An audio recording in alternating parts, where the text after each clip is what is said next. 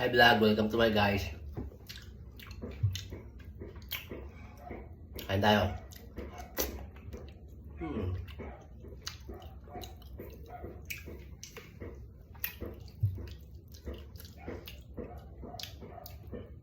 Ganito ang buhay pagka wala kang asawa. Di ba makalat?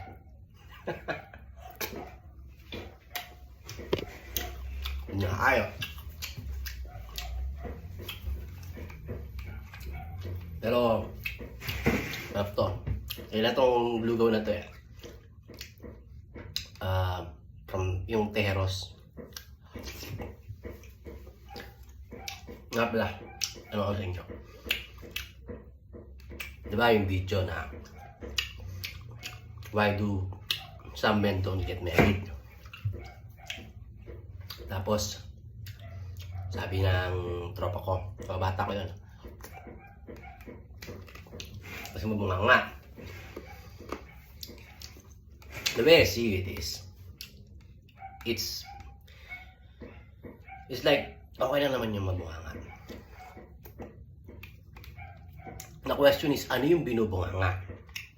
Diba?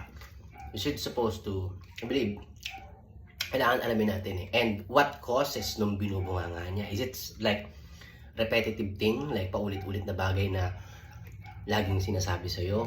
I mean, people doesn't want to be told what to do, right? Ayaw natin nung kino-correct tayo. And if you think about that, perspective ng lalaki, you're supposed to lead.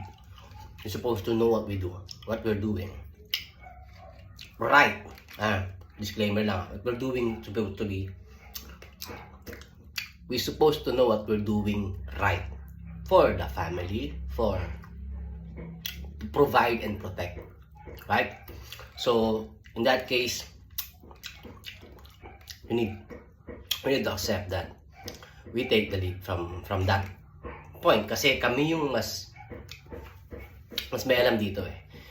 Although, of course, it's a mutual connection, it's a relationship. So we also need to make you feel na your suggestions, your words, whatever it is to you, it's a partnership eh. So we also need to make you feel na you're being heard. Right?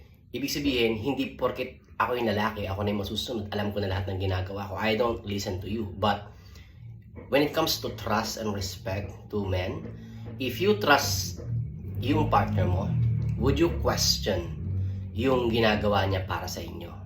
Right, I mean, I'm talking about healthy relationship. Not yung questioning mo pag negative, siyempre, like, iinom umaga ka sa inuman, tapos wala kang oras sa pamilya mo. That's no, that's out.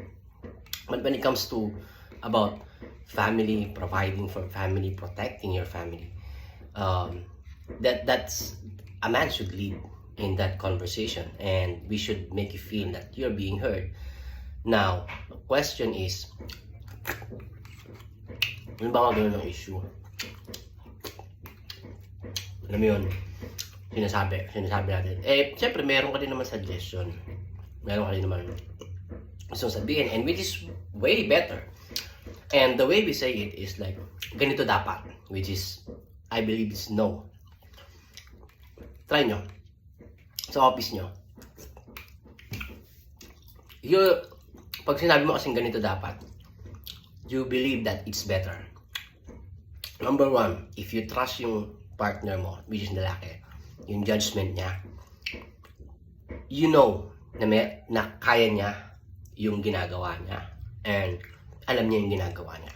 Now, if you have some idea, it's like, na tingin mo it's better kasi meron kang,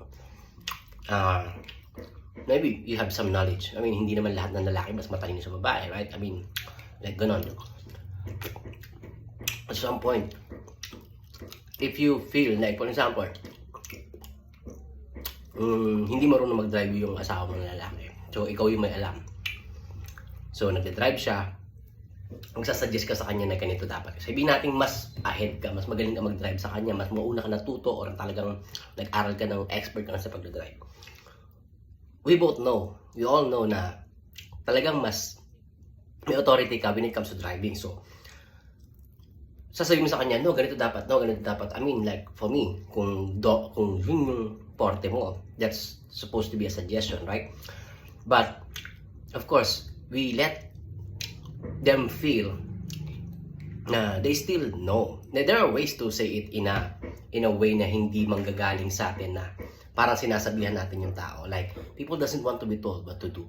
Kahit sa mga boss nyo, like, oh, kunin mo to. Oh, kunin mo yan. I mean, there's psychology about that, pero hindi ko na ipahabaan yung topic. But, that's basically the reason na there are ways na pwede natin sabihin yung gusto nating suggestion in a way na nanggagaling sa atin yung idea, nanggagaling sa partner nyo yung idea. Is like, for example, alam mo na dapat siya nag-signal bago lumiko, right? That's safety. Instead of saying, dapat mag-signal ka. Pag liliko ka, di ba dapat mag-signal ka? That's, it's a threat. Like, it's coming from a negative side, negative way, although positive yung intention mo. It coming from an offensive way. Na ngayon, if ganun yung sabihin mo sa asawa mo ng lalaki, I don't know kung ano yung usapan nyo, but you do it more enough times, I mean, maiirita yun. Right? Lalaki yun eh. Like, oh yes, especially kung hindi ka naman talaga ganun ka-expert. Diba? But, you do it. A mentor and a coach, a mentor and a student will ask you, like, instead of a statement, always do this. You turn it into question. Like, pag nag-signal ka ba, ma-alarm natin yung yung sasakyan sa likod na kakaliwa ka. Oh yes, oh nakalimutan ko mag-signal. You didn't directly say it. O kaya,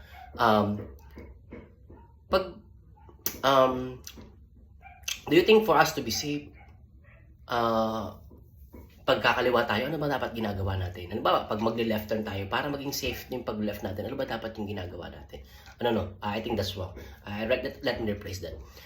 Sa tingin mo, mas safe yung pagkakaliwa tayo, may gagawin muna tayong something? Or like, oh my God, it's yeah. You make it like, yes, I forgot yung signal light. Because you question it. Like, you start to ask questions rather than, dapat nag-signal ka. Diba? I mean, there are ways to communicate way better than just stating yung bagay. Right? I mean, mag-isip pa ako. Madalas ginagawa ito ng asawa ko. Galing yun. Magaling yun.